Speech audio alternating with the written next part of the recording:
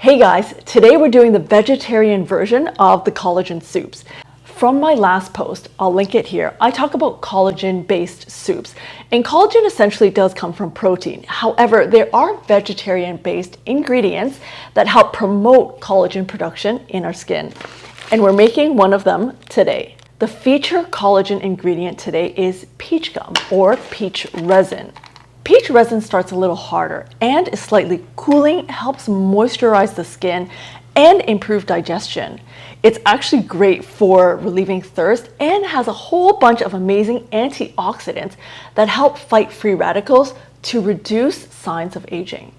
So essentially, it's really encouraging your own cells to improve and increase collagen production. So I want to separate the peach gum to show you how it doesn't quite fully dissolve into the soup. It does retain its jiggly and wiggly state, which makes it a hard collagen candidate if you don't enjoy eating this slimy texture. However, my gravity test is the real test. I'll show you later after it's been refrigerated. How I'm going to make the soup on top of the soup pack from Tash from Superwell, thanks Tash, is to add a few other choice vegetables to really enhance those flavors and make the soup complete from a Chinese soup perspective. I'm using fresh corn and they're actually on sale at the supermarket in abundance, right? Like around September is when they all liquidate their corn and it is end of season. So I'm going to use fresh corn for that.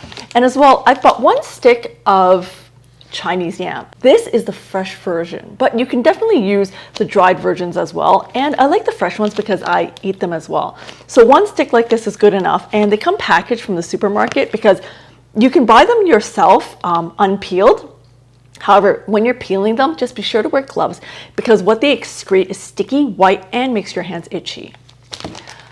The other special thing that I've got are my veggie scraps. And so when I'm cooking, preparing foods, what I do is save the skin, save the tops of the onions, and I put them in a bag in the freezer so that I can use them in any of my soups. And this is the perfect soup for it. I'm also going to add dried lotus seeds. These are a neutral ingredient that supports the heart, kidney, and spleen. It really helps calm the mind, helps with insomnia and restlessness, and nourishes the heart and regulates the fluid in our body. All right, you ready to open this pack? Let's go. So in each pack, it comes with actually 2 packs separately. Let me show you.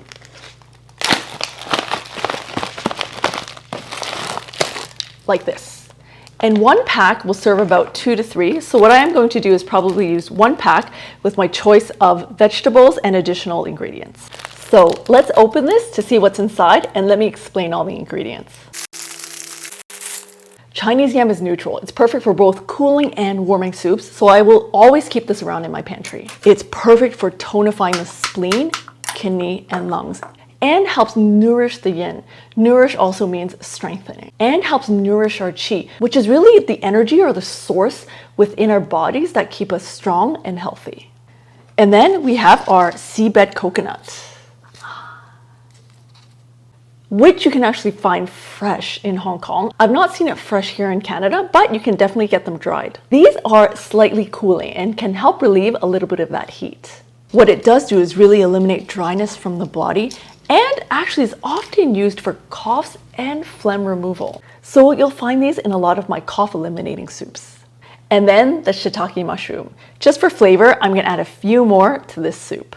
These are great to really create that umami flavor, especially in vegetarian soups. You can pre-soak them ahead of time and remove the stems, but you can also drop them in if you're feeling a little bit lazier and just want an easy soup day.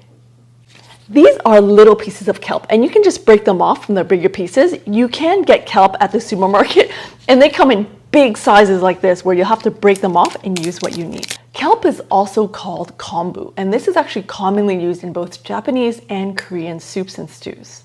Also great for removing phlegm and promoting urination, which is perfect because it's so damp and raining in Toronto right now. And then pea protein, which is actually just a variant of tofu. This is to give a little more protein to the soup. For my soup pot, today I'm going to be using my thermal cooker.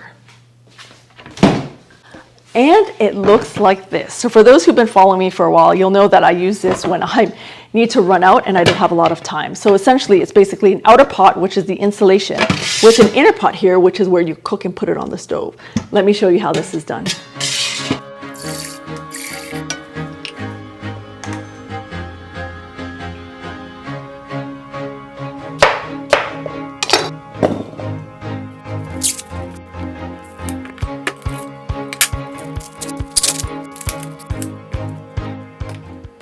And sometimes I will preserve the corn silk, which is great as a diuretic to help you eliminate waste and dampness from the body. But I have too much now. The other thing I talked about is using a soup bag. And so I've got one here, which I've just washed. And what I'm going to do is actually put all my loose ingredients inside this bag, including some of my vegetable scraps. And that way it just keeps everything together so that it's not floating around in the soup for easier cleaning and easier service.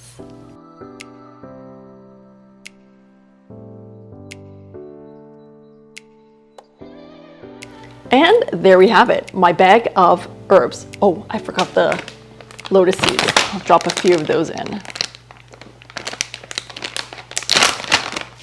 See, this bag is perfect for making soups, especially for the lazier cooks who don't want cleanup to be so hard. And these soup bags can be reusable, so just throw everything out in the organic trash and wash it.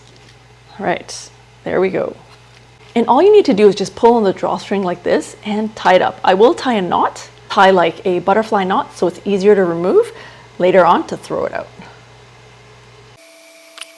And I can hear the water boiling really nicely. So as soon as that boils, I'll drop all my ingredients in the soup bag, the fresh Chinese yam and corn, and the peach resin right here so that it can boil for about 30 minutes before I put it into the thermal pot.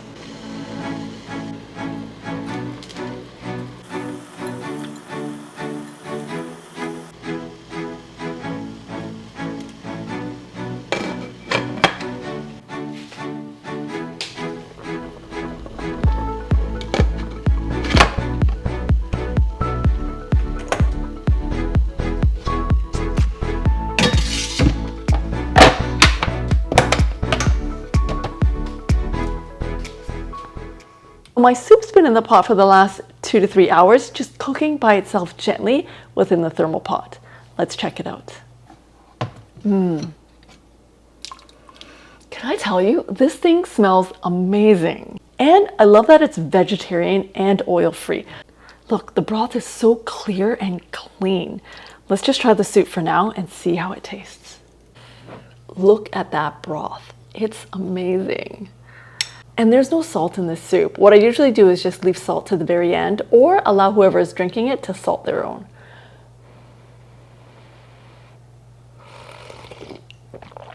Oh, it's so good. I can taste all the vegetables. It's clean, it's clear. It's gonna be even more tasty at dinner time. Oh, it's so good. It's so warming. So the true test is of the collagen. Remember, the collagen ingredient today is the peach gum. And so what I'm really going to do is just allow that to sit and let that peach gum to really dissolve thoroughly into the soup. The true test for this soup is going to be how much gelatin there is in the soup. And so what we'll do is just leave it overnight and see how it goes the day after. And the amazing thing about the soup is that I'll actually eat the vegetables, the Chinese yam and the corn, as part of my dinner tonight.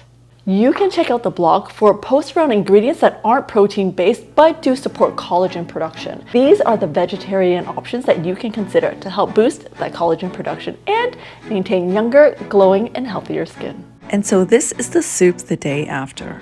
You'll notice that the soup isn't as gelatinous as the other protein collagen soups. This is because the peach gum doesn't fully dissolve, and so to really enjoy that collagen, you'd have to eat the peach gum as well. Happy soup making, and I'll see you next time.